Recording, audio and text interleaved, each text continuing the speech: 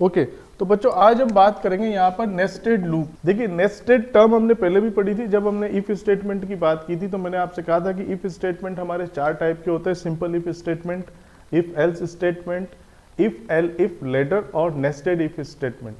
Nesting की जब भी हम बात करते हैं, नेस्टिंग का मतलब जैसे इफ स्टेटमेंट के अंदर वापस से अगर इफ स्टेटमेंट आ गया तो वो नेस्टेड इफ स्टेटमेंट हुआ। उसी तरीके से अगर लूप के अंदर एक लूप हमारा चल रहा है, उस लूप के अंदर वापस से एक और लूप अगर आ जाता है तो उसको हम क्या कहेंगे, नेस्टेड लूप कहेंगे। Means loop inside loop, that is nested loop.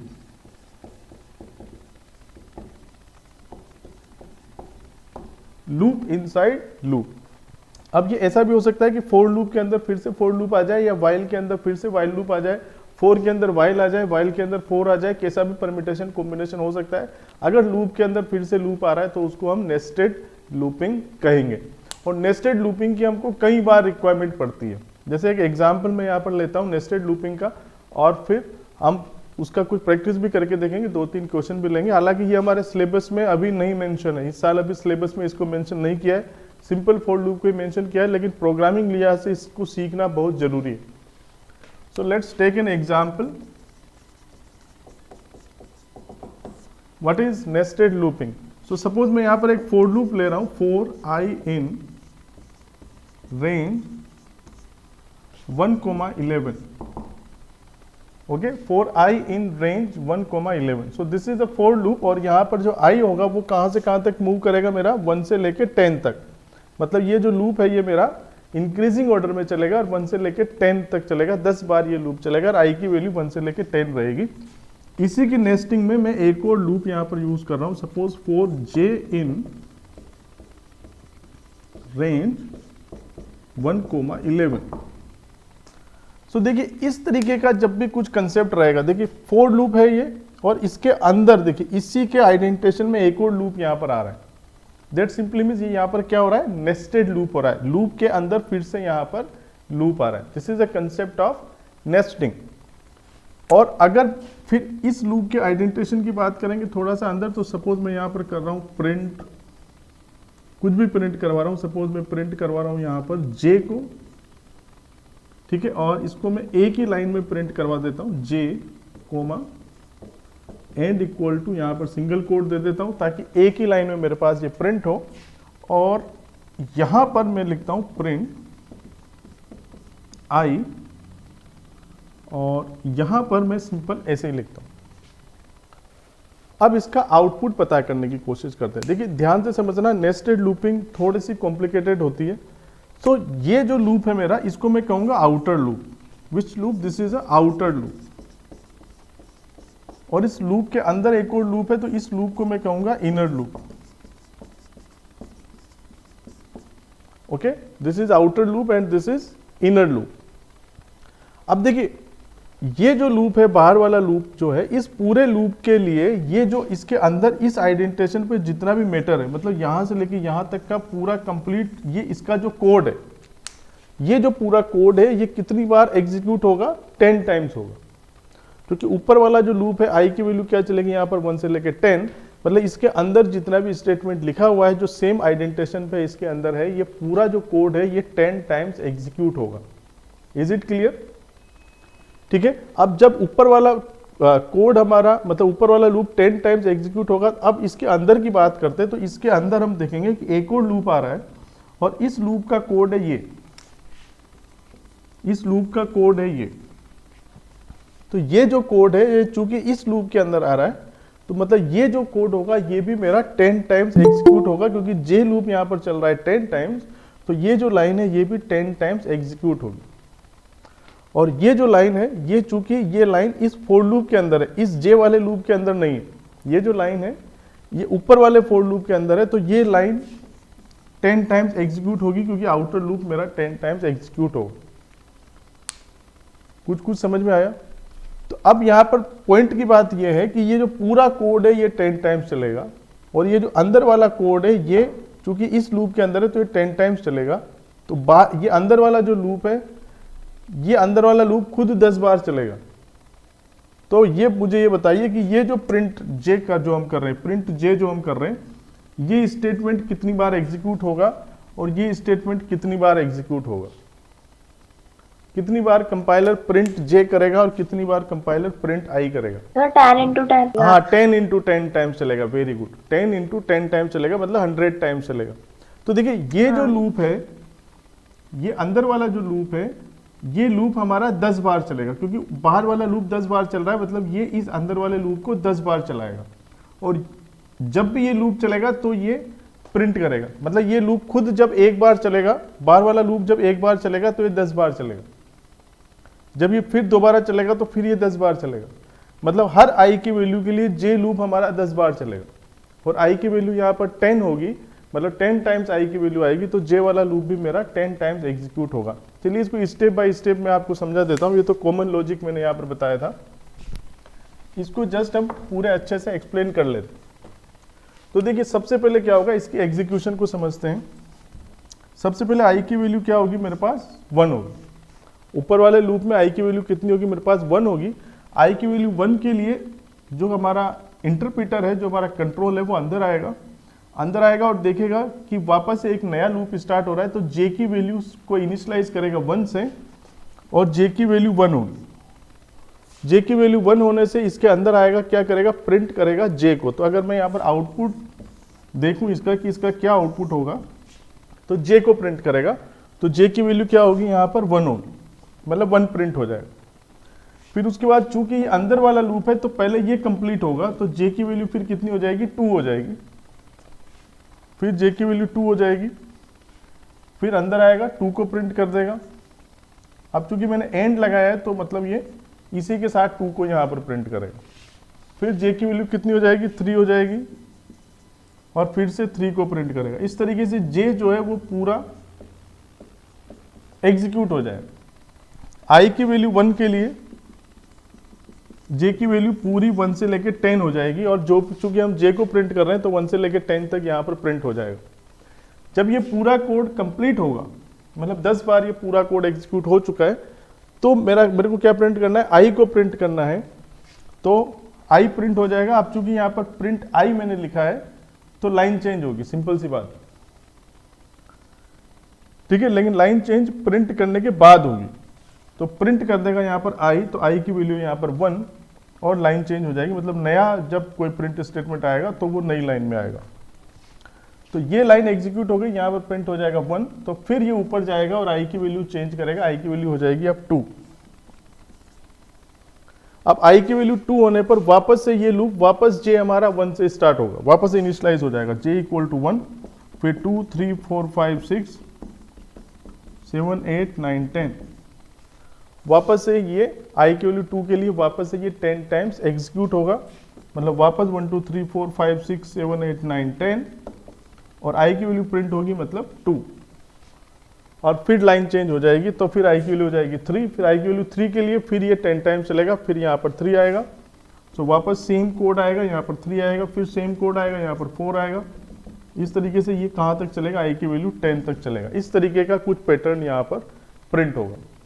तो यहाँ पर पैटर्न इंपॉर्टेंट नहीं है, यहाँ पर जो चीज़ हम सीखना चाहते हैं, हम सीखना चाहते हैं कि नेस्टेड लूप काम कैसे कर रहा है, ठीक है। तो ऊपर वाला जो आउटर लूप है, मतलब आउटर लूप को इंडिपेंडेंट तौर पर चलना है, उसके अंदर का जो पूरा कोड है वो उतनी बार एग्जीक्यूट होगा जितना आउटर लूप चलेगा, और हर एक आउटर लूप के लिए अंदर वाला लूप अपने हिसाब से एग्जीक्यूट उसको होना ही होना है। ओके बच्चों, तो यहाँ पर एक और एग्जांपल लेते हैं हम नेस्टेड लूपिंग का, और वापस से समझने की कोशिश करते हैं कैसे नेस्टेड लूपिंग एग्जीक्यूट होगी। फॉर आई इन रेंज वापस 1,11, और फिर से मैं यहाँ पर 4j इन रेंज, अब मैं क्या चाहता हूँ यहाँ पर 11 नहीं करूँगा, मैं इसको करता हूँ 6, थोड़ा सा छोटा करता हूँ। 4i in range 1,6, 4j in range 1,6, और मैं यहाँ पर कर रहा हूँ print asterisk and equal to single quote, and then here a blank print. Okay, so we have to find out the output of this. So let's see what should be the output. Okay, so let's see this is outer loop. तो सबसे पहले हम ये देखेंगे आई की value क्या होगी। तो आई की वैल्यू सबसे पहले क्या होगी, यहाँ पर 1 होगी, फिर उसके बाद 2 होगी, फिर 3 होगी, 4 होगी, 5 होगी, मतलब 1 से लेके 5 तक ये लूप चलेगा। तो सबसे पहले आई की वैल्यू होगी 1। सबसे पहले आई की वैल्यू 1 होगी, अंदर आएगा और जे लूप को देखेगा तो जे हमारा चलेगा 1 से लेके 5। तो सबसे पहले जे की वैल्यू 1 के लिए एग्जीक्यूट होगा। जे के 1 के लिए अंदर आएगा, प्रिंट करेगा एस्ट्रिक, मतलब एस्ट्रिक प्रिंट हो जाएगा। फिर वापस जे की वैल्यू कितनी हो जाएगी, अब मेरे पास 2 हो जाएगी। जे की वैल्यू कितनी हो जाएगी, 2 हो जाएगी। 2 के लिए फिर से एस्ट्रिक प्रिंट करेगा, इसी लाइन में प्रिंट करेगा, फिर एस्ट्रिक प्रिंट हो जाएगा। फिर जे की वैल्यू क्या होगी 3, तो 3 के लिए एस्ट्रिक प्रिंट हो जाएगा, फिर 4 के लिए, फिर 5 के लिए।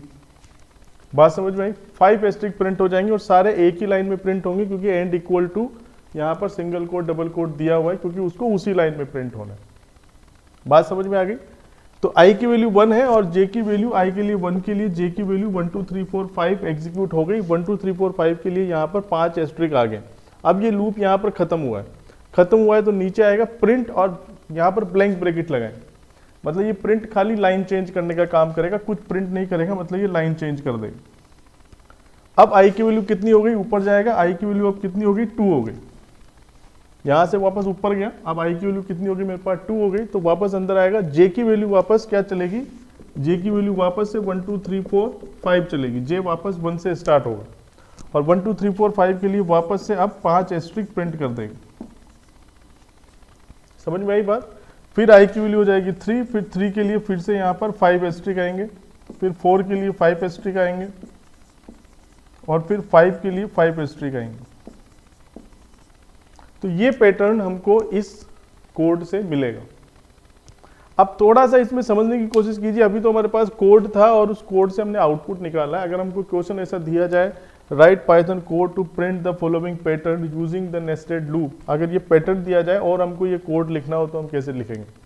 तो इसमें आप ये ध्यान दीजिए कि ये जो पैटर्न आप प्रिंट करेंगे, इसको ध्यान से समझना। इस पैटर्न में जितनी लाइन है, देखो कितनी लाइन है इसमें, 1 2 3 4 5।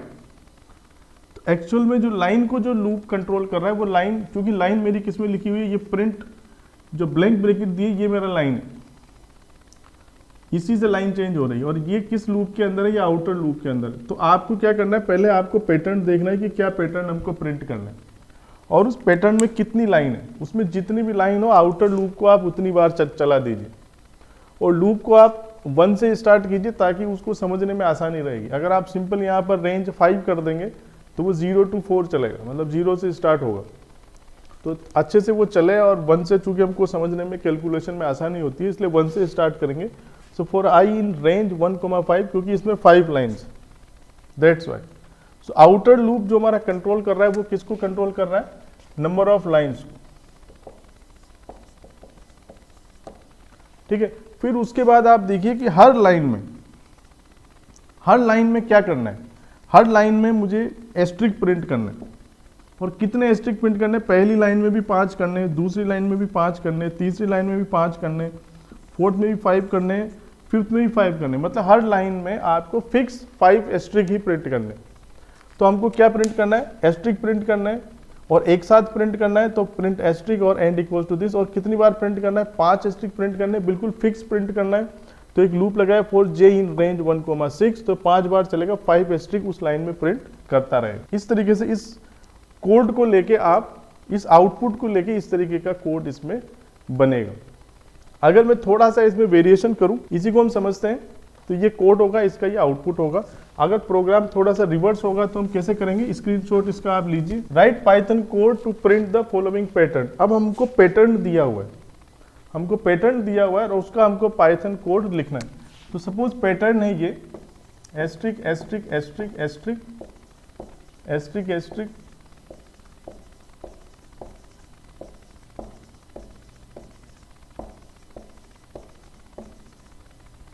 सो write Python code to print the following pattern. अब आप ये कहेंगे कि सर ये पैटर्न तो हम ऐसे ही प्रिंट करके भी कर सकते हैं, लेकिन हमको यहाँ पर नेस्टेड लूप को समझना है, ठीक है। तो दैट्स वाई हम यहाँ पर ये प्रिंटिंग समझ रहे हैं। तो अब देखिए इसका क्या कोड लिखेंगे हम, बिल्कुल सिंपल है। पहले हम देखेंगे कितनी लाइन है, इसमें 5 लाइन है। तो एक लूप बनाइए फॉर आई इन रेंज 1,6, ये हो गया, 5 लाइन थी। ठीक है। अब हर लाइन में कितने एस्ट्रिक प्रिंट करने हैं मुझे? 4 एस्ट्रिक प्रिंट करने हैं, हर लाइन में 4 एस्ट्रिक प्रिंट करना है। तो फिर लूप लगाऊंगा j इन रेंज, तो अंदर वाला जो लूप है j वाला वो कितनी बार चलना चाहिए? 4 बार चलना चाहिए। तो 1,5, तो 1 2 3 4 मतलब 4 बार ये फिक्स चलेगा। और प्रिंट क्या करना है? एस्ट्रिक प्रिंट करना है और एक लाइन में प्रिंट करना है, तो end equal to single quote. और आउटर लूप में लाइन चेंज करना है तो प्रिंट स्टेटमेंट ऐसे मुझे देना ही। अब बच्चों थोड़ा सा इसमें वेरिएशन करते हैं कि अगर यहाँ पर जो अंदर वाला लूप है ये बिल्कुल फिक्स चल रहा है, ठीक है, मतलब इसकी कोई डिपेंडेबिलिटी नहीं है। लेकिन अगर थोड़ा सा इन दोनों लूप को हम एक दूसरे के ऊपर डिपेंड बनाए, मतलब जो i की वैल्यू 1 है तो j लूप मेरा 4 बार चल रहा है, i की वैल्यू 2 है तो j लूप मेरा 4 बार चल रहा है, i की वैल्यू 3 है तब भी 4 बार चल रहा है, मतलब हर i की वैल्यू के लिए j एक फिक्स टाइम के लिए चल रहा है। लेकिन अगर अंदर वाले लूप को, जो इनर लूप है, अगर उसको थोड़ा डायनामिक आप बनाना चाहें तो किस तरीके से करेंगे? तो अगर मेरे पास जो कोड जो मुझे प्रिंट करना है, सपोज ये कोड प्रिंट करना है,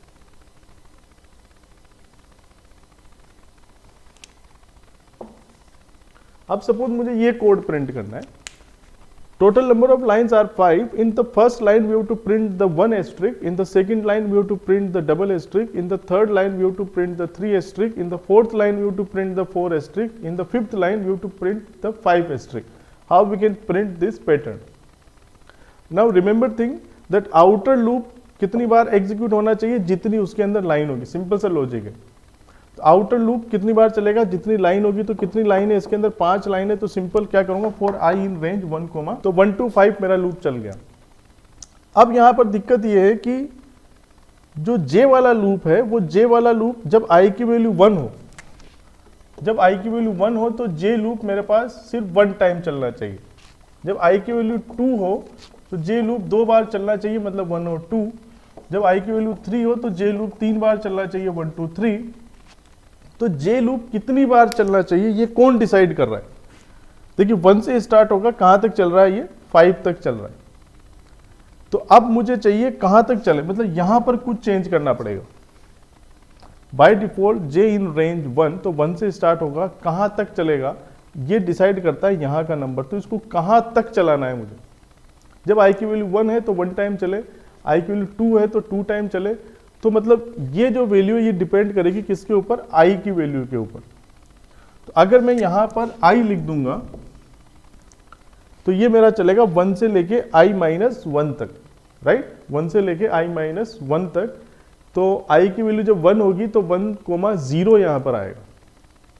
तो मुझे यहां पर थोड़ा सा, चूंकि इसको i तक मुझे चलाना है, तो अगर मैं ऐसा लिखूं तो कोई प्रॉब्लम है इसमें? j लूप मेरा चलेगा 1 से लेके 1, i+1, मतलब 1 to i, 1 to i। तो 1 to i में क्या होगा? जब i की वैल्यू 1 होगी, ठीक है, i की वैल्यू 1 है तो यहाँ पर क्या आएगा? 1,2 आएगा। 1,2 अगर आएगा तो j मेरा क्या चलेगा? 1 के लिए चलेगा, क्योंकि 1 2 लिखा है, यहाँ पर 2 लिखा है, तो मतलब 2 लेस देन 1, मतलब 1 के लिए चलेगा। जब i की वैल्यू 2 होगी तो यहाँ पर क्या आएगा? 1,3, तो 1 और 2 के लिए चलेगा। जब i की वैल्यू 3 होगी तो यहाँ पर लिख के आएगा 1,4, सो 1 2 3 के लिए चलेगा। जब i की वैल्यू 4 होगी तो यहाँ पर लिख के आएगा 1,5, मतलब j जो है मेरा 1 2 3 4 चलेगा, समथिंग लाइक दिस। तो जब i की वैल्यू 1 होगी तो ये एक बार चलेगा, तो एक एस्ट्रिक प्रिंट हो जाएगा। जब i की वैल्यू 2 होगी, और लाइन चेंज कर देगा यहाँ पर, जब i की वैल्यू 2 होगी यहाँ पर, तो यहाँ पर आएगा 2 + 1 मतलब 3, तो 1 और 2 के लिए चलेगा, मतलब 2 एस्ट्रिक प्रिंट कर देगा। सो सिमिलरली यहाँ पर ये सारे एस्ट्रिक इस तरीके से प्रिंट हो जाएंगे। तो यहाँ पर जो इनर लूप था उसको मैंने डिपेंड बनाया है ऊपर वाले लूप के लिए। अब अगर कुछ ऐसा मैं चाहता हूं कि सपोज पैटर्न कुछ अगर ऐसा है,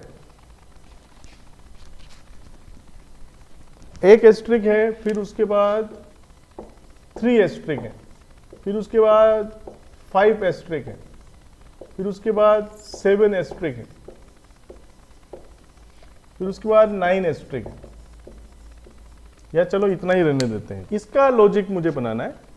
so there are number of lines are 4, so simple आप आउटर लूप को 4 टाइम एग्जीक्यूट कर दीजिए, कोई प्रॉब्लम नहीं है। 4 i इन रेंज 1, 5, एक वैल्यू हम यहाँ पर ज़्यादा लिखते हैं, ठीक है, क्योंकि वो 5 - 1 तक चलेगा। So total number of lines are 4, तो आउटर लूप 4 टाइम मैंने चला दिया। अब जो अंदर वाला जो लूप है जो कि एस्ट्रिक को प्रिंट करेगा, तो अब उसके लिए लॉजिक हम ढूंढते हैं कि जब i की वैल्यू 1 होगी तो जो j मेरा है वो कितनी बार चलना चाहिए, एक बार चलना चाहिए। जब i की वैल्यू 2 होगी तो j मेरा 3 बार चलना चाहिए, सपोज 1 2 3 के लिए चलना चाहिए। जब i की वैल्यू 3 होगी तो j मेरा 1 2 3 4 5 टाइम चलना चाहिए। तो क्या लॉजिक इसका होगा जिससे मैथमेटिक्स में कुछ ये नंबर निकल के आए। मतलब j, अब आप यहाँ पर देखिए कि j की जो आप रेंज लिखते हैं उस रेंज को समझिए कि 1, आप अगर इसको 1 टाइम चलाना है तो यहाँ पर 1, 2 होना चाहिए। फिर यहाँ पर अगर इसको 3 टाइम चलाना है तो इसकी रेंज में क्या होना चाहिए, 1, 4 होना चाहिए, राइट। और अगर इसको 5 टाइम चलाना है तो क्या होना चाहिए, यहाँ पर रेंज 1, 6 होना चाहिए। कुछ ऐसा ही होना चाहिए, कुछ ऐसा ही होना चाहिए। तो इस नंबर पे फोकस कीजिए। फिर इसके बाद जब इसको 7 टाइम चलाना है तो 1, 8 होना चाहिए। तो कुछ यहाँ पर लॉजिक मिला आपको, हाँ 1, 2i, वेरी गुड। तो क्या लिखेंगे यहाँ पर, रेंज 1, 2i। तो 1, 2i नहीं लिखेंगे, 2 × i लिखेंगे। तो 1, 2i लिखने से क्या होगा, तो 1 से लेके 2i - 1 तक ये चलेगा, और 1 से लेके 2i - 1 तक जो एक्सेल में चलेगा। तो i की वैल्यू जब 1 होगी तो ये 1 टाइम चलेगा, i की वैल्यू 2 होगी तो 2 2 4 - 1 मतलब 3 टाइम चलेगा, लाइक दिस। देन प्रिंट, फिर वही लॉजिक रहेगा, उसमें कोई प्रॉब्लम नहीं है, ठीक है। और यहां पर हो जाएगा प्रिंट, सिंपल। इस तरीके से लॉजिक ढूंढने हैं बेटा, और ये लॉजिक तब बनेंगे जब आप ज़्यादा से ज़्यादा इसकी प्रैक्टिस करेंगे। अब अगर मुझे थोड़ा सा ये रिवर्स पैटर्न प्रिंट करना है, मतलब 5 एस्ट्रिक आएंगे पहले, फिर 4 एस्ट्रिक आएंगे, फिर 3 एस्ट्रिक आएंगे, फिर 2 एस्ट्रिक आएंगे, और फिर एक सिंगल एस्ट्रिक आएगा। Then how I can print this. So this is very simple. हम फोर लूप से इसको बनाएंगे, और इसमें जितनी लाइन है उतनी बार हम आउटर लूप को एग्जीक्यूट करेंगे, और हर लाइन में जितने आइटम है उसके लिए जे लूप, जो अंदर वाला लूप होगा, इनर लूप होगा, उससे हम कंट्रोल करेंगे। तो लाइन यहाँ पर है 5, तो मैं आई लूप लगा रहा हूँ, for I in range 1, 6 this. तो आई मेरा चल रहा है 1 2 3 4 5। अब देखिए जे के लिए हमको यहाँ पर लॉजिक लगाना है। यहाँ पर समझने की बात यह है कि जो पैटर्न है वो तो कुछ ऐसा ही रहेगा,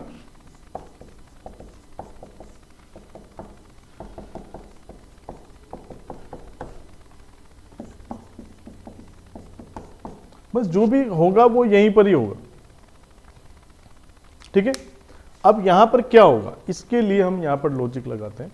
तो जब i की वैल्यू 1 है, जब i की वैल्यू 1 होगी यहां पर, तो ये यहां पर 5 टाइम्स चलना चाहिए। जब i की वैल्यू 2 है तो इसको 4 टाइम्स चलना चाहिए। तो i की वैल्यू जब 1 हो तो j लूप को 4 टाइम्स चलना चाहिए, 5 टाइम्स चलना चाहिए। तो ऐसा क्या लॉजिक लगाएंगे कि ये 5 टाइम्स चलेगा।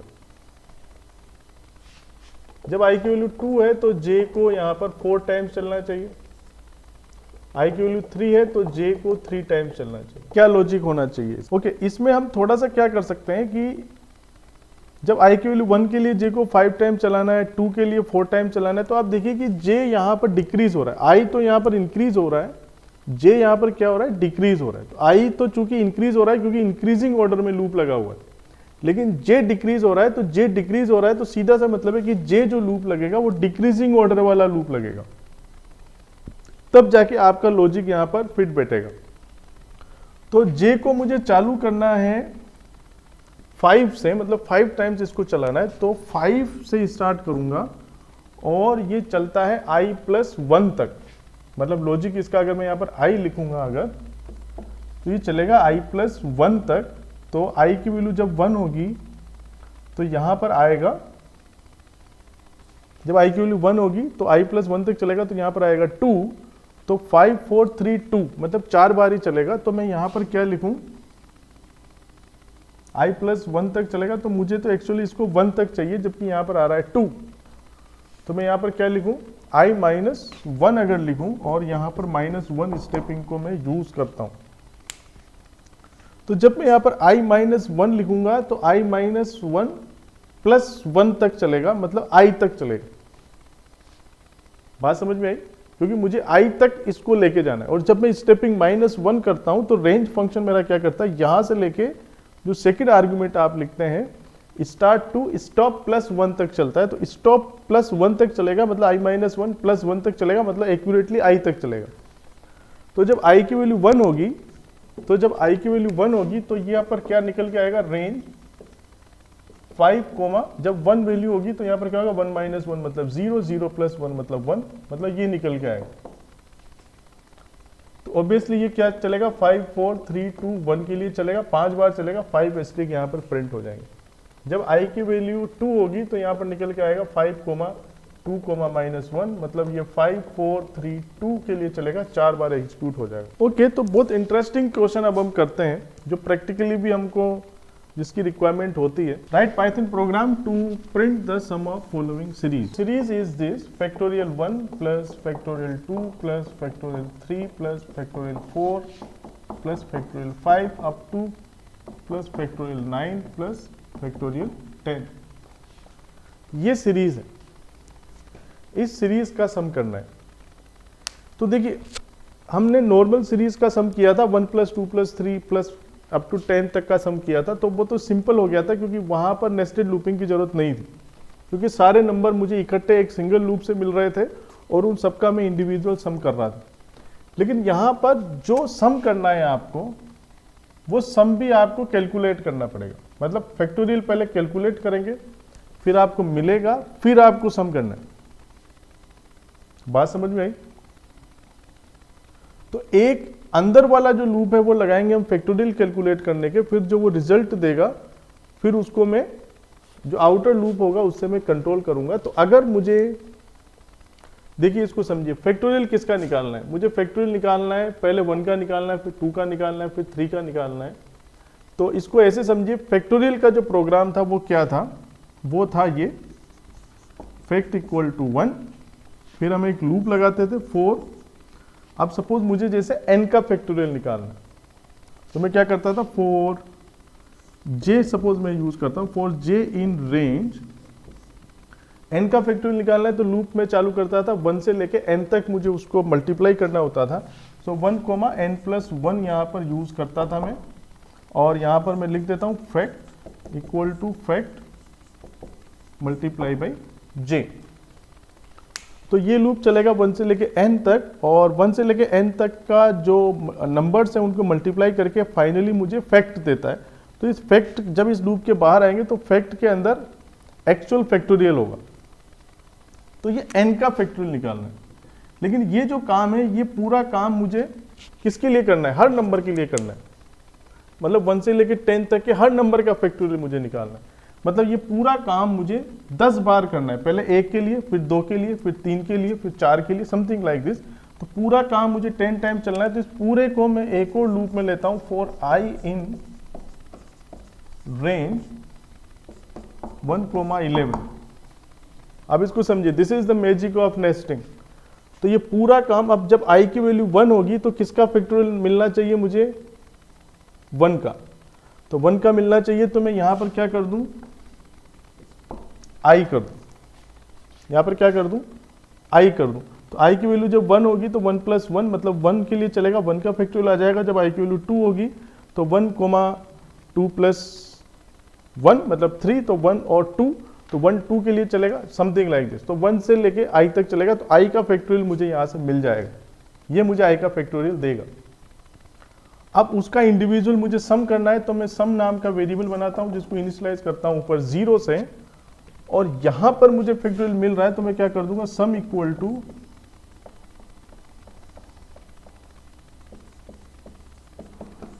सम plus fact.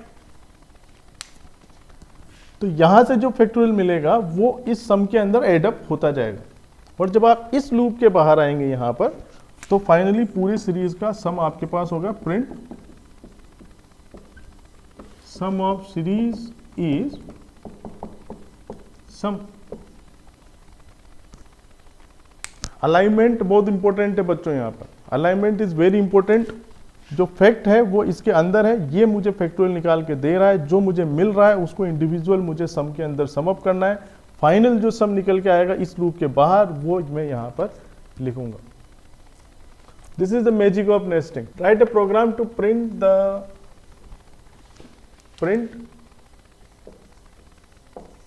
Tables from 1 to 10। Simple सा क्वेश्चन है, 1 से लेके 10 तक की टेबल प्रिंट करना है। हमने एक क्वेश्चन किया था, write a program to print table of 2, तो 2 की टेबल प्रिंट कर ली, 3 की टेबल प्रिंट कर ली, 4 की टेबल प्रिंट कर ली। जो नंबर हम इनपुट कर रहे हैं उसकी टेबल हमने प्रिंट की थी फॉर लूप की हेल्प से। अब यहाँ पर फिक्स दिया जा रहा है कि 1 से लेके 10 मतलब सारे नंबर की टेबल एक साथ प्रिंट कर दो। तो अब टेबल कैसे प्रिंट करते हैं, अब मतलब नेस्टिंग है, मतलब एक काम जो टेबल निकाली थी, एक इंडिविजुअल नंबर की टेबल निकाली थी, अब मुझे कई सारे नंबर्स की मतलब 1 से लेकर 10 तक की टेबल, मतलब उसी काम को मुझे 10 बार करना है, 10 अलग अलग नंबर के लिए, मतलब मुझे यहाँ पर नेस्टिंग करनी पड़ेगी। तो टेबल कैसे निकाली थी मैंने, 4 j इन रेंज। अब सपोज मुझे किसकी टेबल चाहिए, मुझे सपोज 2 की टेबल चाहिए। तो मैंने क्या किया था, मैंने यहाँ पर सपोज 1,11 करूंगा मैं, और मैं यहाँ पर प्रिंट कर रहा था। अगर मुझे 2 की टेबल चाहिए तो मैं क्या प्रिंट कर रहा था, यहाँ पर 2i प्रिंट कर रहा था, राइट, ऐसे ही कर रहा था। 3 की टेबल चाहिए तो मैं 3i कर रहा था, 4 की टेबल चाहिए तो 4i कर रहा था, ऐसे भी किया था। और एक हमने अलग स्टेपिंग से भी किया था, लेकिन उससे लॉजिक थोड़ा कॉम्प्लिकेटेड हो जाएगा। तो अगर 2 की टेबल चाहिए तो 2i करूंगा, 3 की चाहिए तो 3i करूंगा, तो ऐसे ऐसे ये प्रिंट करेगा। लेकिन अगर ऐसे ऐसे करेगा तो उधर फिर हम प्रिंट नहीं कर पाएंगे, तो इसको हम ऐसे ऐसे प्रिंट करवाते, थोड़ी सी यहाँ पर स्पेस दे देते, तो वो 2 की टेबल ऐसे ऐसे प्रिंट करेगा हॉरिजॉन्टली, 2 की टेबल हॉरिजॉन्टल प्रिंट होगी। तो ये 2 की नहीं चाहिए, मैं यहाँ पर क्या कर देता हूँ, i नहीं, यहाँ पर j, चूंकि मैं j के लिए लूप लगा रहा हूँ ये, तो 2j। तो ये जो है ये सिर्फ 2 की नहीं चाहिए, मुझे 10 तक की चाहिए, तो इसको मैं एक और लूप लगाऊंगा इसके ऊपर, फॉर i इन रेंज 1,11। तो जब i की वैल्यू 1 होगी तो अब मैं यहां पर ये देखिए, तो अब मुझे जो टेबल चाहिए वो किसकी चाहिए, i की टेबल चाहिए। किसकी टेबल चाहिए, जब मुझे 2 की टेबल चाहिए तो 2j लिखा, 3 की टेबल चाहिए तो 3j लिखा, 4 की चाहिए तो 4j लिखा। अब i की टेबल चाहिए तो ij लिखूंगा। तो i की वैल्यू जब 1 होगी तो यहाँ पर क्या आएगा, 1 मल्टीप्लाई, तो 1 की टेबल प्रिंट कर देगा ऐसे। और जब ऐसे प्रिंट कर देगा तो फिर मैं यहाँ पर वो टेबल प्रिंट होने के बाद मैं लाइन चेंज करवा लूँगा। तो जब i की वैल्यू 1 होगी तो यहाँ पर आएगा 1, और j पूरा यहाँ पर चल जाएगा 1 से लेके 10, तो 1 2 3 4 5 6 7 8, मतलब इस तरीके का ये प्रिंट करेगा। 1 2 3 4 5 6 7 8 9 10। फिर जब ये लूप खत्म होगा यहाँ पर आएगा, लाइन चेंज कर देगा, यहाँ पर आ जाएगा, i की वैल्यू कितनी हो जाएगी यहाँ पर 2, तो यहाँ पर हो जाएगा 2, और j पूरा चलेगा 1 से लेके 10, तो 2 की टेबल प्रिंट कर देगा।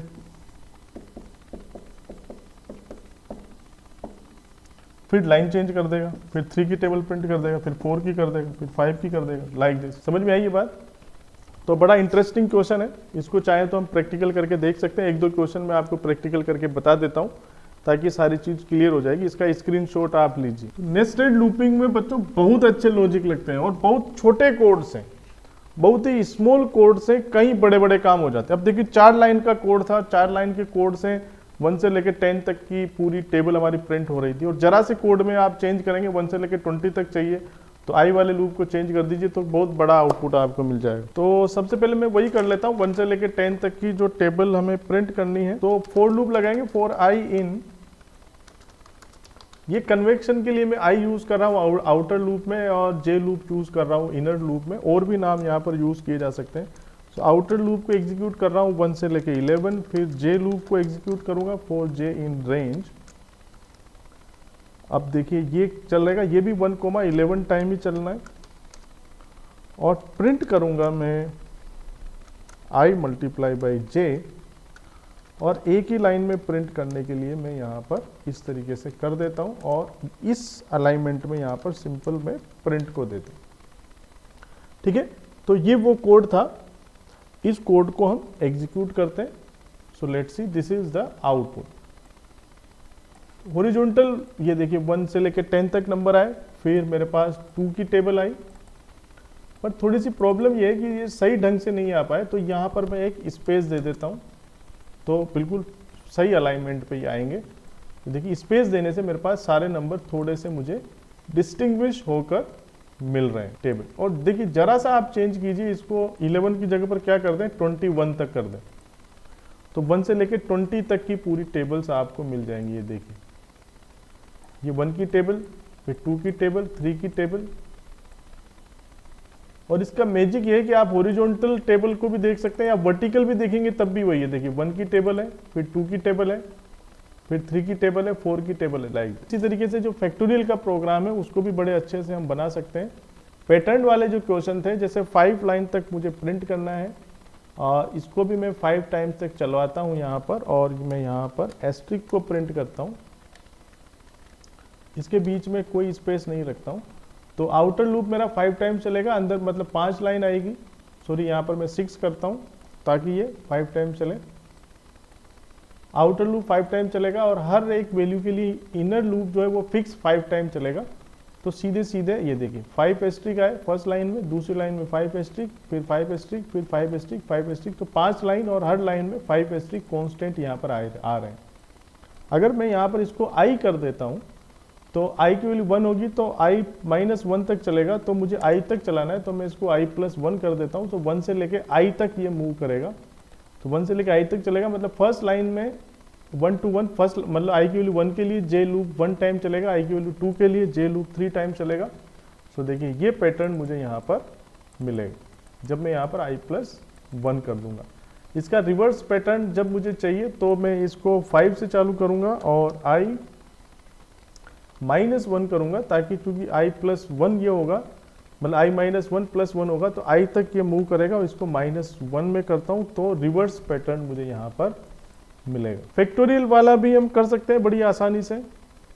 4 फैक्टोरियल का क्या था, फैक्टोरियल मुझे निकालना था 1 से लेकर 10 तक, तो एक i लूप में लगाऊंगा 4i इन रेंज 1,11,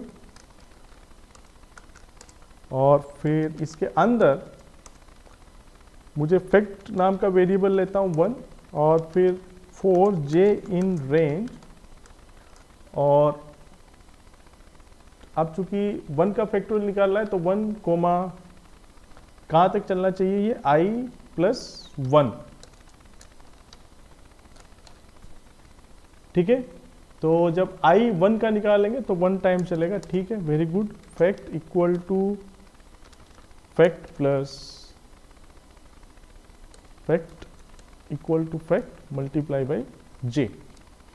तो इसके बाहर मुझे फैक्ट देगा, इसको मैं किसी में सम कर लूंगा, sum equal to sum plus fact.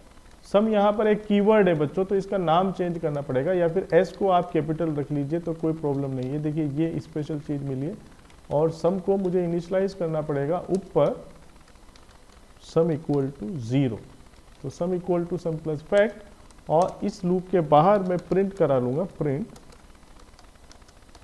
Some of series is sum. इसको एग्जीक्यूट करते हैं तो देखिए सम ऑफ सीरीज इज 40379113। अब ये सही है कि नहीं है, इसको तो हम कैसे चेक कर सकते हैं।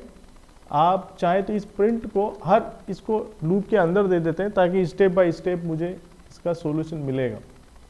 तो देखिए सबसे पहले सीरीज हुई 1, फिर हुई 3, फिर हुई 9, फिर हुई 33, फिर 153। तो ऐसा क्यों हुआ, क्योंकि फैक्टोरियल 1 का फैक्टोरियल हो गया 1, फिर 2 का फैक्टोरियल हो गया 2, तो 2 और 1 मतलब हो गया 3, फिर 3 का जो फैक्टोरियल हो गया वो हो गया 6, तो 6 और पहले का हो गया 3 तो वो हो गया 9, फिर 4 का फैक्टोरियल क्या हुआ मेरे पास, 4 3 जा 12, 2 जा 24, तो 24 और 9, तो ये सही काम कर रहा है। तो मुझे उम्मीद है आपको ये पूरा पोर्शन समझ में आया होगा। तो ये हमारा फ्लो ऑफ कंट्रोल का मतलब लास्ट सेशन हमारा था। इसके बाद में नेक्स्ट क्लास में हम लिस्ट चालू करेंगे और डिक्शनरी चालू करेंगे। बुक के पीछे के जो क्वेश्चन है, जो आप अगर बुक आपकी देखें, सुमिता अरोड़ा बुक आप देखें, तो इस चैप्टर के पीछे कई सारे ऑब्जेक्टिव टाइप के क्वेश्चन दिए हुए हैं, काफ़ी बढ़िया बढ़िया क्वेश्चन दिए हुए हैं, आउटपुट फाइंडिंग के, एरर फाइंडिंग के, लूप कितनी बार चलेगा, ठीक है। तो काफ़ी बढ़िया क्वेश्चन दिए हुए, इनको आप अच्छे से सोल्व करें, प्रैक्टिस करें, कोई डाउट होने पे आप पूछें, ठीक है। तो चलिए बाय बाय, आज की क्लास में इतना।